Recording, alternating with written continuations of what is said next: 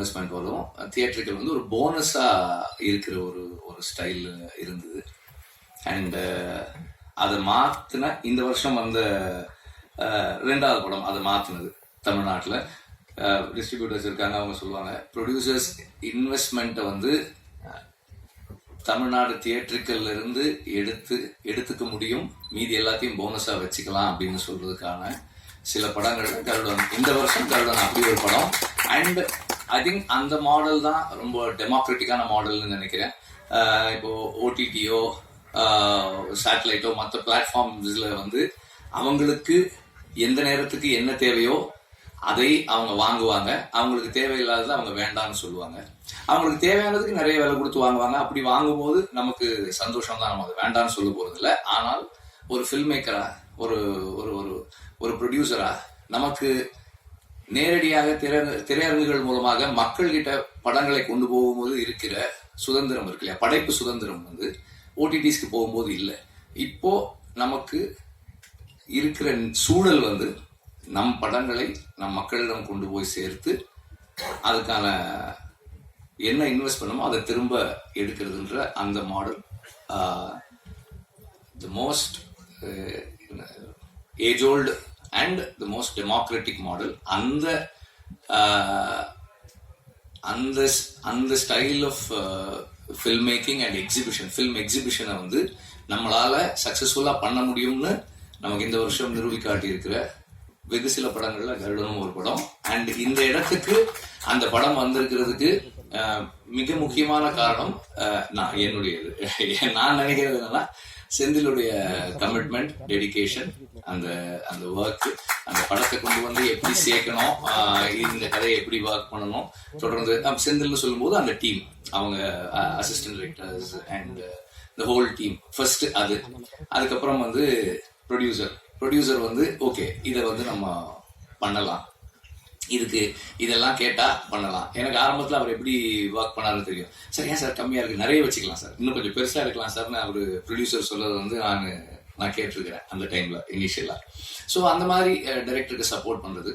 அதுக்கப்புறம் இதுக்குள்ள வந்த எல்லா ஆர்டிஸ்டும், அப்புறம் கேமராமேன், ஆரம்பத்துல இருந்தே வந்து செந்தில் நிறைய சொல்லிட்டு இருந்தாங்க ஒர்க் பண்ணும்போது, அவர் எவ்வளவு ஃபாஸ்டா இருக்காரு, எவ்வளவு டெக்னிக்கலா எவ்வளவு கான்ட்ரிபியூட் பண்றாரு ஃபில்முக்குள்ள, அண்ட் அவருடைய creative contribution in terms of lighting and lensing அதெல்லாம் வந்து நிறைய பேசிட்டு இருந்தாங்க. அண்ட் எல்லா நடிகர்களும் அவங்களுக்கானதை இப்போ எனக்கு நான் அன்னைக்கு முதல்ல சொன்னதுதான், அந்த இதுல சொன்னதான், அவரெல்லாம் வந்து சசியெல்லாம் வந்து வந்தது வந்து அது சூரியனுடைய அந்த கேரக்டர் தான் நினைக்கிறேன். அவர் இத்தனை வருடமா வந்து அவர் என்னவா இருக்காரோ அதுக்காக தான் அவங்க எல்லாம் வந்தாங்கன்னு நினைக்கிறேன். நான் முதல்ல கேட்டேன் சார், செந்தில் சொல்லும் போது நான் கேட்டேன், அவர் ஏன்ப்பா வர போறாரு, அவர் வரமாட்டாருப்பா, இந்த படத்துல ஏன்ப்பா அவர் பண்ணணும், ரோல் நல்லா இருக்கு, பட் அவர் ஏன் இதை பண்ணணும்.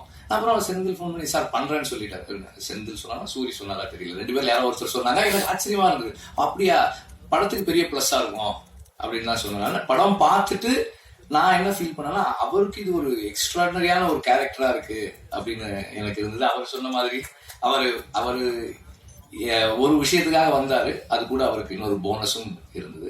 அண்ட் சூரியுடைய commitment to do a film, அது வந்து எனக்கு ஒரு ரோல் பண்ணணும்னா, விடுதலை பண்ணும்போதே அவருக்கு இங்க ஒரு இந்த ரைட் ஷோல்டர்ல ஒரு லிகமெண்ட் டயர் இருந்தது, அதோட தான் பண்ணாரு. நான் வந்து சரி கொஞ்சம் பிரேக் எடுத்துக்கலாம், இல்லை நான் பண்ணிடலானே.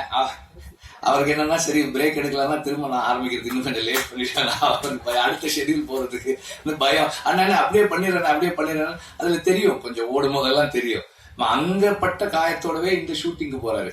போனா அங்கேயும் போய் சும்மா இல்லாம அந்த ஃபர்ஸ்ட் அந்த டைட்டில் ரிவீல் பண்ண அந்த இதுல ஒர்க் பண்ணி இன்னும் டேமேஜ் பண்ணிக்கிட்டாரு. ஆனாலும் அதை வந்து என்கிட்ட ஒரு டைரக்டர் இது கேட்கறாங்க, எனக்கு இப்படி ஒரு ஆப்பர்ச்சுனிட்டி கிடைச்சிருக்கு, இதுல என்னோட 100% நான் கொடுக்காமல் இருந்துடக்கூடாதுன்னு சூரி நினைக்கிறது இருக்கு இல்லையா, அது வந்து ஒரு டைரக்டருக்கு வந்து ஒரு பெரிய டிலைட்டா இருக்கு ஒர்க் பண்றதுக்கு. எனக்கு அப்படி இருக்குது, செந்திலுக்கும் கண்டிப்பா அப்படி இருந்திருக்கும்னு நான் நினைக்கிறேன். ஏன்னா நம்ம சூரி இங்க இருந்து கொஞ்சம் கீழே ஒரு 10 அடியில இருந்து குதிச்சா கொஞ்சம் நல்லா இருக்கும் இந்த ஷாட். சரிண்ணே அது மேல இல்லை அண்ணே, அதுக்கு மேல உனக்கு ஒரு 15 அடி அங்க இருந்து குதிக்கிட்டு இன்னும் நல்லா இருக்கும்ண்ணே, ஓகே குதிங்க அப்படின்னு தான் இருக்கும். அந்த மாதிரி ஒரு நம்மளை இம்ப்ரெஸ் பண்றதுக்கும் சர்ப்ரைஸ் பண்றதுக்கும் எப்போதுமே தயாரா இருக்கிற ஒரு நடிகனா இருக்கிறாரு. அண்ட் ஒரு is being true to himself. ஒரு ஒரு கேமரா ரோல் ஆகும்போது நடிக்க முயற்சி பண்ணாமல் அதை உணர்வை உள்வாங்கி அந்த கதாபாத்திரமாக இருக்க முயற்சி பண்றது, அது வந்து ரொம்ப ஒரு ஒரு முக்கியமான ஒரு கேரக்டரிஸ்டிக்ஸ். அதை அப்படியே அவர் வளர்த்துக்கிட்டாருன்னா இன்னும் நல்லா இருக்கும். அண்ட் இன்னும் நிறைய பேர் உதயகுமார் சார், சார் நீங்க நல்லா நடிப்பீங்கன்னு எங்களுக்கு எல்லாம் முன்னாடியே தெரியும் சார், உங்களுக்கு ஏற்ற கேரக்டர்ஸ் வரல சார், அவ்வளவுதான் சார், வரும்போது கண்டிப்பா கூப்பிட்டுருவோம் சார். அண்ட் இந்த படத்தை டிஸ்ட்ரிபியூட் பண்ணியிருக்கிற 5 Star செந்தில் சார், அவங்க வந்து